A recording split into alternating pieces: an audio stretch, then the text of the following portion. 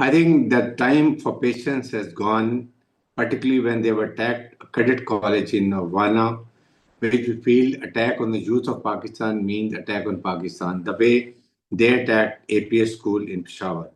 God has been very kind. They've been very less guilty because of the professional operation of the Pakistan military, and they ensured that all cadets and faculty members are safe and without any injury.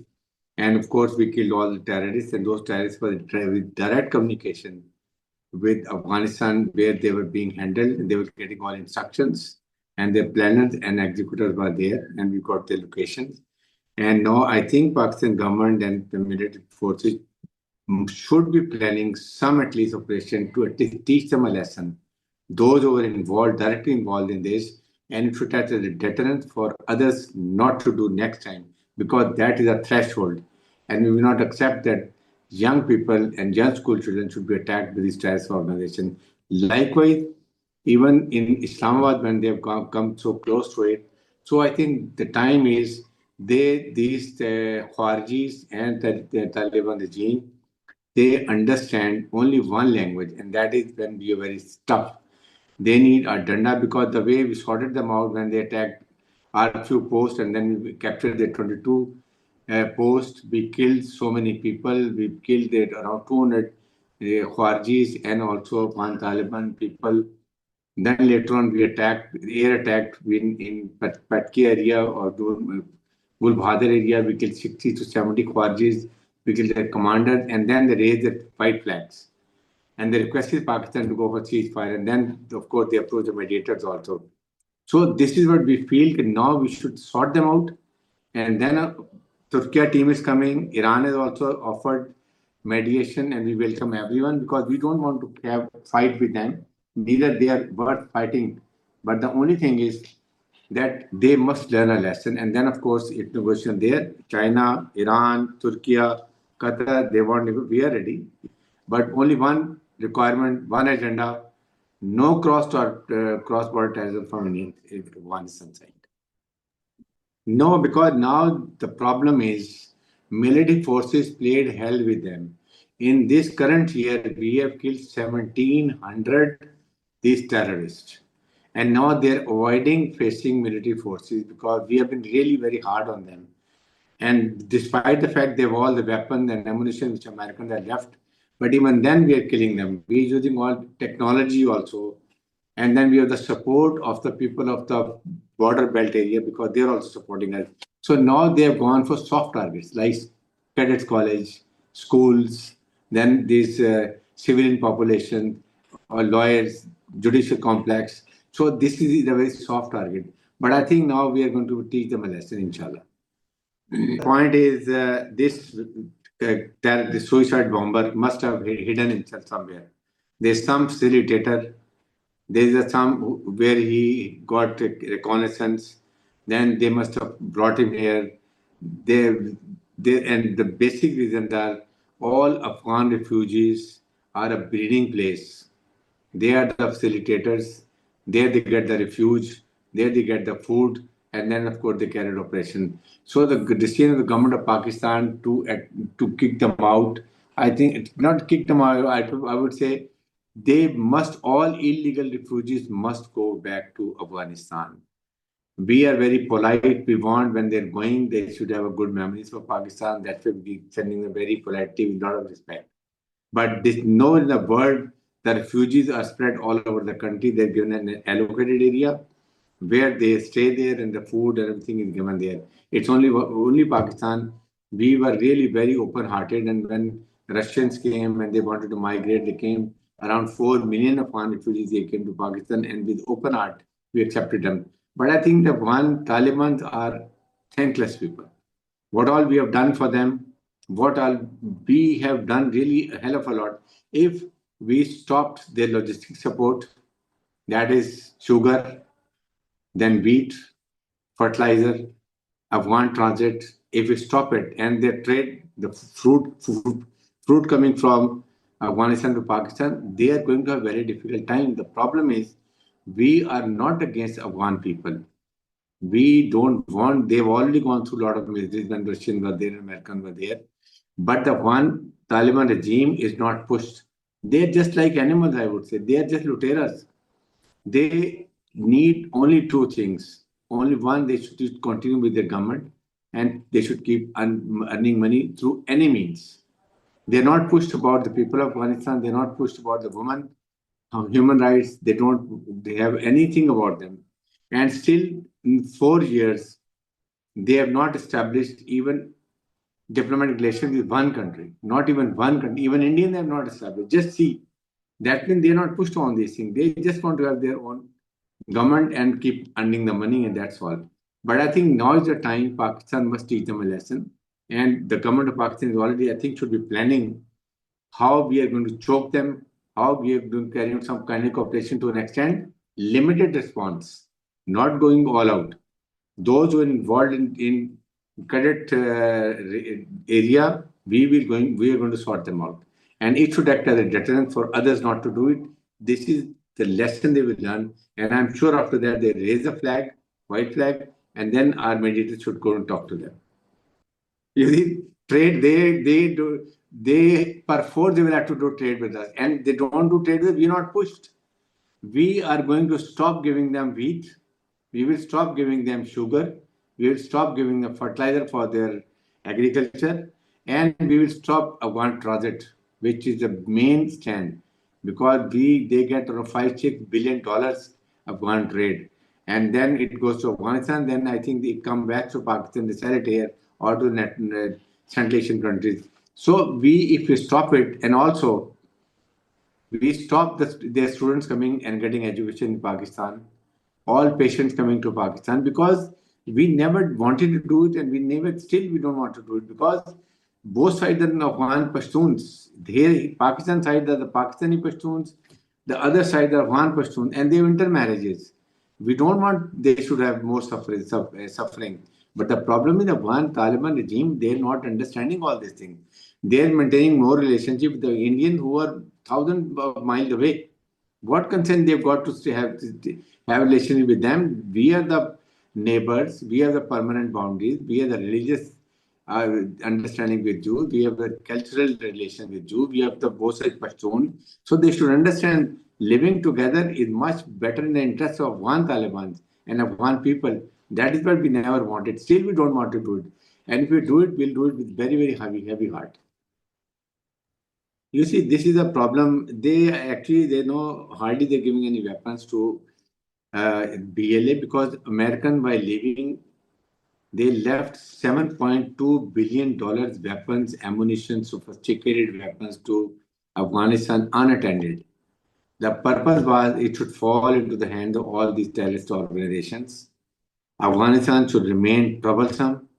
The troublesome Afghanistan means Balochistan remain troublesome. And the trouble in Balochistan means we can't complete CPEC. And if we don't have CPEC completed, that means Gwadar port can't be operationalized. And CPEC means that China, through Kashgar, in 9 days, they reach to Gwadar. And through sea route, they take 90 days. Just imagine. So they generally what they understand is Pakistan is the only nuclear Islamic country, one. Number two, we've got the best of geostrategic location. Our military forces are battle hardened. If we can do economic prosperity through CPEC, we will take decision in a national interest, being a strong economic power. And that is the world doesn't want. They want we should remain under the control and clutches of IMF World Bank, and we play to their tunes. That is the problem. So as a nation, we have to decide what we want to do it. And China, Iran, and Pakistan, if they sit together and make a comprehensive strategy, and then they make convince Afghanistan, I think things are going to be better. I think first, those who are involved in Wana Cadet College incident, we should go for them. This should be a stepping stone. If we kill them, neutralize them, the message goes Pakistan means business, but still we are going for measured response. We don't want to go all out in that, and still we will keep open the negotiations. And Turkey team is coming, I think, today or tomorrow. Very high level delegation. Their defense minister, foreign minister, I think, intelligence chief is coming. Then Iran has also offered. China should also be doing in backside.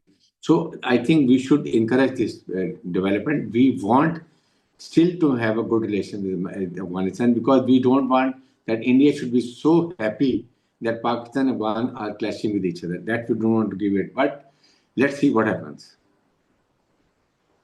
You see, the point is Indian are definitely funding. There is no doubt, and that's what attracts the Taliban because they are the contractors. If you recollect when the Americans were in Afghanistan, these Afghan Taliban's main leaders, they had divided certain areas of 50 to 70 kilometers. In that, whenever the American contractors or Afghan contractors will become, their convoys will come and they will get their share of that. And that money used to come to them. They're used to doing all this. And same they are doing now. India is giving a traction of money and they have fallen in that trap, but not realizing in the long run they're going to face it. Pakistan has to tell Americans very clearly that you are the one, you left a lot of weapon ammunition unattended in Afghanistan, which they are using it now against Pakistan, and that is very sophisticated. One, they should give us Pakistan some APCs and night vision fighting capability. Number two, they should force India to stop supporting these terrorist organizations, stop supporting proxies of Fitnal Kharij, Fitnal Hindustan, and Afghan Taliban. Because the Americans can push them and they can ensure because this is a global terrorist country. You know what happened they did in Canada, what they have done in America, what their 20 people they've killed in Pakistan, then Britain and Australia. So I think American one, then of course we should approach the United Nations. We can use our OSCE platform and also regional countries, particularly Iran and China and Russia.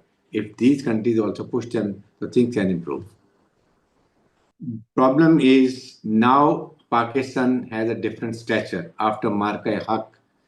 Pakistan military standard and stature has gone very high.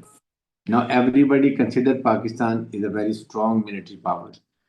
And Chief Army Staff Field Marshal Asim Munir is accepted as a very professional Field Marshal. Trump has praised him many times. The world want to listen to him. Pakistan Prime Minister, they want to listen to him. Pakistan, they feel Pakistan now is a very strong military power. So this is again time we should prepare a new case and we should take it to dossier, we should take it to America, we take it to United Nations, European Union and Islamic countries because now we have more weight. And I think people might understand and they push and use the influence towards India to force them not to support these proxies. Pakistan is trying their best not to have any clash with the Taliban. One, because they are our neighbors and we don't want to please Indians. Indians is the most happy country if Pakistan and Indians have clash with each other. But the point is there is always the red lines to cross. Taliban are crossing. So India can't do much about it. Afghan Taliban don't have military. They don't have trained soldiers. They have the soldier, the way they come, hit and run. They come for raid and they run away. They go for ambush, they run away. The way they've been fighting with Russians and they've been fighting with Americans. They don't have a regular army. They are a bunch of ill-disciplined lot.